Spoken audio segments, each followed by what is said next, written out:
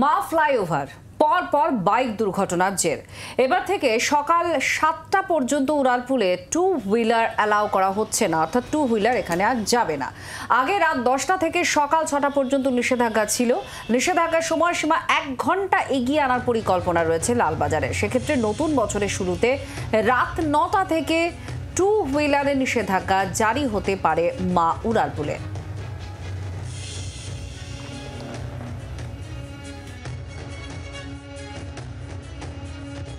মা উড়ালপুলে রবিবারের বাইক দুর্ঘটনার পর গতকাল সোমবার সন্ধ্যের পর থেকে উড়ালপুলের এই বাইক নিয়ে বিজ্ঞপ্তিতে একটি ছোট্ট সংশোধন করা হয়েছে। এখানে বোঝাই যাচ্ছে 6 লেখা ছিল, তার বদলে গতকাল 7 কথাটি বসানো হয়েছে, যার অর্থ এবার থেকে মা উড়ালপুলে প্রতিদিন রাত 10টা থেকে সকাল 7টা পর্যন্ত কোনোভাবেই কোনো টু হুইলার যাতায়াত করতে পারবে না। আগামী দিনে কলকাতা পুলিশ রাত 10টার পরিবর্তে এই সময় সারণীকে রাত 9টা করার কথাও ভাবছে।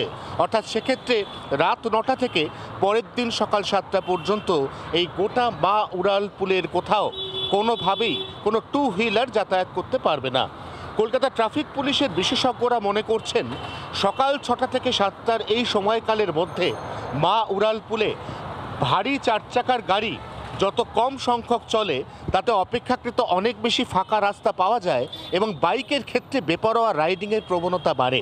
এক্ষেত্রে সেতুর উপর পর্যাপ্ত সংখ্যক 4 হুইলার থাকলে এতটা বেপরোয়াভাবে বাইক রাইডিং করবেন না বাইক চালক, এমনটাই ট্রাফিক পুলিশের প্রাথমিক ধারণা।